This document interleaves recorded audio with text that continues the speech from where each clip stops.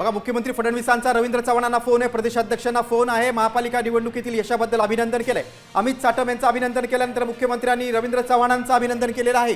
कारण रवींद्र चव्हाण हे प्रदेशाध्यक्ष होते, त्यांच्या नेतृत्वाखाली या सगळ्या निवडणुका लढवल्या गेल्या होत्या. मिळालेला जो विजय आहे तो नेत्रदीपक अशा प्रकारचा विजय आहे, त्यामुळे तुम्हाला तुमचं मनापासून अभिनंदन. Yes yes yes. आता तुम्ही कुठे आहे सध्या? प्रदेश भाजपला ना?